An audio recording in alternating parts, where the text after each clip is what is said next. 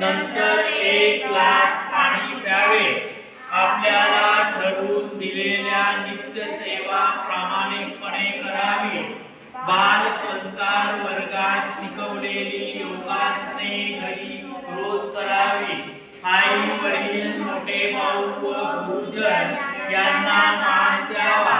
त्यांचा अपमान करू नये. थोडा मोठ्यांचा आदर करावा. आपल्याहून वय विद्या अधिकार यांची श्रेष्ठ असलेल्या व्यक्तीच्या आसनावर बसू नये. मांडी घालून जेवावे. बाहेरचे उघड्यावरचे पदार्थ खाऊ नये. पालेभाज्या दूध फळे यांचा आहारामध्ये समावेश करावा. अभ्यास करताना पूर्वेकडे किंवा उत्तरेकडे तोंड करून ईशान्य दिशेत बसून अभ्यास करावा. विद्यार्थ्यांनी चहा बेकरीचे पदार्थ चॉकलेट खाऊ नये. शुद्ध शाकाहार घ्यावा. ऋतुमानाप्रमाणे आहार करावा. हिवाळा दूध तूप गूळ चणा बाजरी व इत्यादी खावे. उन्हाळा ताक दही केळी आंबा ज्वारी नाचणी. पावसाळा हलके अन्न खावे. आहारात साबुदाणा मैदा नसावा. फास्ट फूड व कोल्ड्रिंक टाळावे. विद्यार्थ्यांनी फार वेळ टीव्ही पाहू नये. संस्कार किंवा ज्ञानवर्ग कार्यक्रम पहावे व वेळेचे योग्य नियोजन करावे. बाल संस्कार उपक्रमाची माहिती सोबत शाळेतील अभ्यास नियमित व प्रामाणिकपणे करावा. श्री दत्त जयंतीची माहिती लिहा. दत्त जयंती हा हिंदू धर्मातील एक महत्त्वाचा सण आहे. तो मार्गशीर्ष महिन्यातील पौर्णिमेला साजरा होतो आणि भगवान दत्तात्रय यांच्या जन्माचे प्रतीक आहे, जे ब्रह्मा विष्णू आणि शिव या त्रिमूर्तीचे एकत्रित रूप मानले जातात. या दिवशी दत्त मंदिरात विशेष पूजा भजन कीर्तन होते आणि दत्तत्वाचा लाभ घेण्यासाठी नाम जप व दान धर्म केला जातो. लोक दिगंबरा दिगंबरा श्रीपाद वल्लभ दिगंबरा या मंत्राचा जप करतात.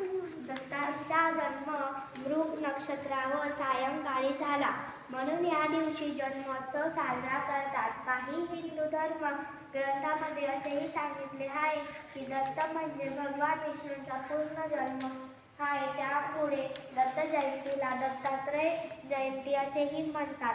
भगवान दत्तात्रय हे भगवान विष्णूंच्या 24 अवतारांपैकी एक मानले जातात. असे मानले जाते संपूर्ण भारतामध्ये दत्तात्रयाच्या मंदिरांमध्ये दत्त जयंती मोठ्या उत्साहात साजरी केली जाते. ध्रुवी नरेंद्र भोसले. आजचा गृहपाठ श्री दत्त जयंतीची माहिती लिहा. हिंदू कॅलेंडरनुसार दत्त जयंती हा सण मार्गशीर्ष महिन्यातील पौर्णिमेला साजरा केला जातो. भगवान दत्तात्रय हे ब्रह्मा विष्णू आणि महेश या 3 प्रमुख हिंदू देवांचे एकत्रित रूप मानले जातात. या दिवशी भगवान दत्तात्रय यांनी पृथ्वीवर अवतार घेतला अशी धार्मिक मान्यता आहे. भक्त या दिवशी उपवास करतात, दत्तात्रय मंदिरात जाऊन पूजा अर्चा करतात आणि गुरुचरित्र ग्रंथाचे वाचन करतात. या उत्सवाचा मुख्य उद्देश भगवान दत्तात्रय यांच्या शिकवणीचे स्मरण करणे आणि त्यांच्या आदर्शानुसार जीवन जगणे हा आहे.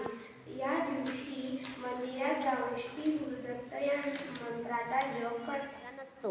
जर तुम्ही विद्यार्थी असताना अशी खाली मान घालून पुस्तक वाचलं तर तुम्ही मोठं झाल्यावर मान वरती करून चालू शकता की नाही. मग तुम्हाला असं मान वरती करून चालायचंय की नाही.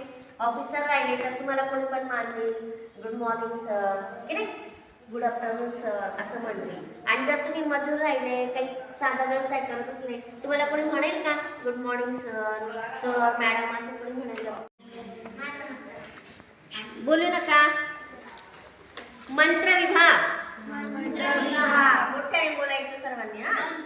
मंत्र विभाग श्री स्वामी समर्थ महाराजांचा मंत्र.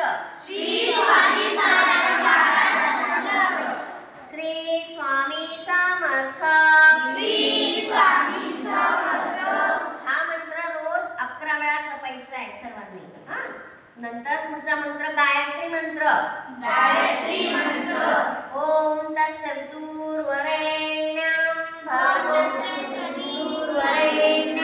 भर्गो देवस्य धीमहि धियो यो नः प्रचोदयात्. हा मंत्र सर्वांनी 24 वेळा म्हणायचा रोज घरी किंवा अभ्यास करण्याच्या अगोदर किमान 11 वेळा म्हणायचा. हा मंत्र म्हटल्यावर अभ्यासाला सुरुवात करायची. पुढचा मंत्र आहे गणेश गायत्री मंत्र.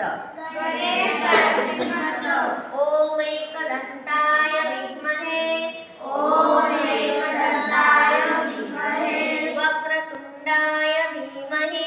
वक्रतुंडाय धीमहि तन्नो दन्ती प्रचोदयात्.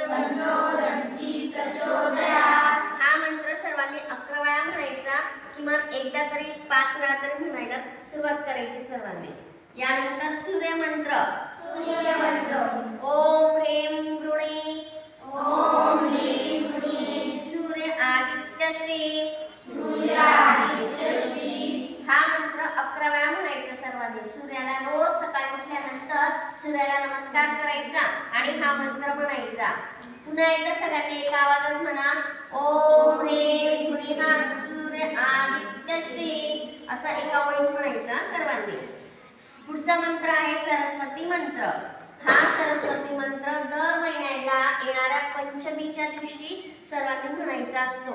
आणि आपल्या घरामध्ये मध असतं की मध, ते मध आहे ना तुळशीच्या काडीने ते मध बुडवायचं आणि ते आपल्या जिभेवरती लिहायचं, ओम लिहायचं आणि हा मंत्र म्हणायचा.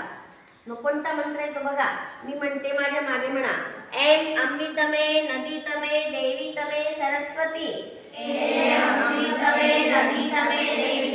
सरस्वती अप्रशस्ता इवं स्वमी प्रशस्ती मंबनस्कृती.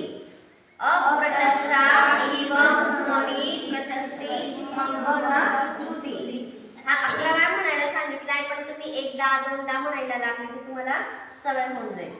नंतर आहे धन्वंतरी मंत्र. धन्वंतरी मंत्र.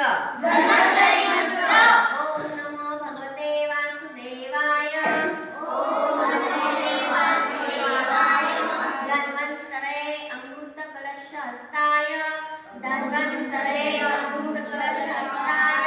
सर्वामय विनाशाय. त्रैलोक्यनाथाय.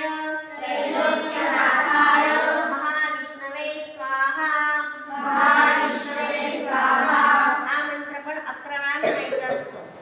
नंतर आहे मारुती मंत्र. मनोजं मारुतुल्यवेगं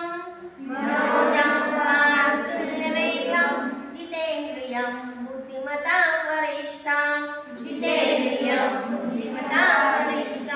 वातात्मजं वानरयुद्धमुख्यं. श्रीरामदूतं शरणं प्रपद्ये. हा मंत्र सुद्धा मुलांनी 11 वेळा म्हणायचा. जेव्हा आपल्याला भीती वाटते रस्त्याने चालताना वगैरे तर हा मंत्र मोबाईलवर ऐकून तुम्ही म्हणायचा आहे, म्हणजे तुम्हाला कसलीच भीती वाटणार नाही. नंतरचा मंत्र आहे नवारणम मंत्र.